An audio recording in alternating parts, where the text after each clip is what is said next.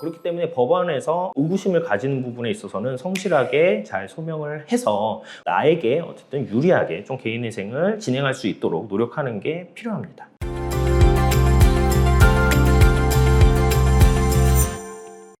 오늘 영상에서는 무조건 나오는 보정 권고 3가지를 한번 좀 정리를 해보고요. 그 내용에 대해서 어떻게 대응을 하면 되는지에 대해서 간단하게 설명해보는 시간을 갖도록 하겠습니다. 첫 번째는요, 최근 채무 사용처에 대한 보정 권고이거든요. 그래서 1년에서 2년 정도 내가 대출을 받은 게 있다. 그러면 그 대출금이 어떻게 사용되었는지에 대해서 설명을 하라고 해요.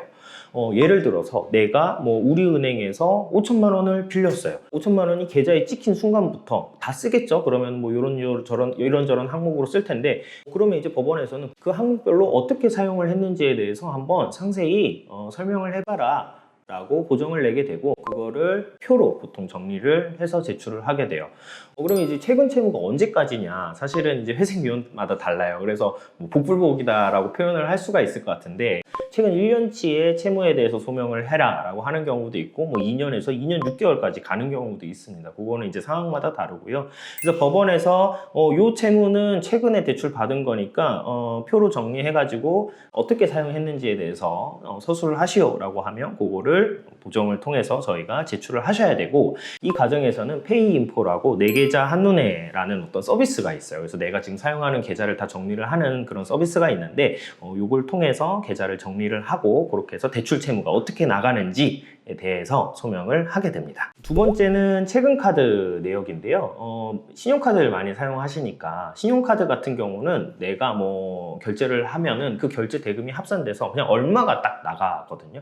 그러니까 사실은 신용카드 500만 원을 썼다. 그럼 500만 원 안에서 개별적으로 어떤 그 채무를 사용을 했는지를 알 수가 없어요. 그래서 그렇기 때문에 카드에 어떤 대금이 나갔을 때 그 부분을 상세히 소명을 해라 라고 보정이 나오고요. 이것도 어쨌든 최근 카드 거래 내역을 가지고 하는 경우가 많아요. 그래서 최근 1년에서 2년 사이에 카드 사용 내역에 대해서 보정을 권고하는 경우가 많고요. 법원에서는 금액을 정해줘요.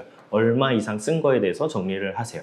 그럼 그 기준이 얼마냐? 30만 원, 50만 원, 100만 원 이렇게 가는데, 그거는 법원에서 정해주기 나름이고 기준이 있는 것은 아니기 때문에 이 또한 복불복이다 이렇게 보시면 될 것 같아요. 그래서 만약 법원에서 50만 원 이상 카드 결제한 거 소명하세요 라고 하면은 그거에 대해서 상세히 소명을 해야 되겠죠. 그리고 소명을 하지 못하면은 청산가치에 반영을 해라 라고 보정이 나오게 됩니다. 세 번째는요, 계좌 거래 내역에 대해서 보정이 나오는 거예요. 그러니까 이제 카드 대금 아까 전에 소명을 하는 데서 다시 소명을 하면 돼요. 그래서 계좌상에서는 카드 대금 200만 원 나갔으면 카드 대금 200만 원 나간 겁니다.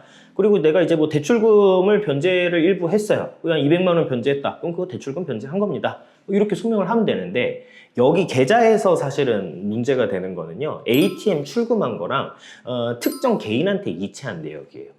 그래서 예를 들어서 ATM기에서 한 100만 원 인출을 해서 이거 어디다 썼는지 알 수가 없어요. 그럼 법원 입장에서는 이거 어디다 썼는지 소명을 하라라고 하거든요. 그러니까 사실 ATM은 현금화 시킨 것이기 때문에 이걸 은닉하기가 굉장히 용이하고 사실상 은닉되었다라고 법원은 보는 거예요. 그래서 그거를 상세히 소명하시오라고 하고요. 그다음에 이제 개인에게 이체한 거. 그러니까 금융기관에다가 돈이 간 거는 사실 이거는 대출금 변제한 게 명확하잖아요. 그런데 그냥 친구한테 돈이 한 100만 원이 갔어요. 그럼 이거 왜 간 거지? 그러면 사실은 이제 친구한테 편파 변제한 거일 수도 있고, 아니면 친구한테 돈을 100만 원 주고선 돈 100만 원 숨긴 거일 수도 있잖아요. 그러니까 법원 입장에서는 개인에게 이체돼서 나간 금원에 대해서는 정확하게 왜 나갔고 어떤 근거에 의해서 나갔는지에 대해서 설명을 하세요라고 보정이 나오고요. 그래서 그런 부분들에 대해서 정확하게 설명을 하지 못하면 청산가치에 반영하십시오. 이런 보정이 나오게 됩니다. 많이들 질문 주시는 것 중에서 보정기간을 꼭 지켜야 됩니까? 이런 질문을 많이 주시는데요. 통상적으로는 보정기간 언제까지 해서 보정 서류를 내세요라고 하면 법원 또 요거에 양이 워낙 많기 때문에 한 번에 그 기간 내에 제출하기 어렵다는 걸 알아요. 그러면 그 보정서에서 정해진 기간보다 그걸 우리가 지킬 수 없을 것 같습니다. 그래서 제출 기한을 연장해 주십시오. 이렇게 연장 신청서를 제출을 하거든요. 그래서 그 연장 신청서 내는 거는 흔하게 있는 일이고 크게 문제될 거가 없는데, 만약 연장 신청서를 계속 내고 답변은 안 낸다든가, 혹은 연장 신청서조차도 안 내고 그냥 가만히 있어요. 그러면은 이제 법원에서는 채무자가 어떤 보정에 대한 의지가 없구나, 이렇게 되면 개인회생 신청이 기각될 수 있기 때문에 이 부분은 좀 주의를 하셔야 됩니다.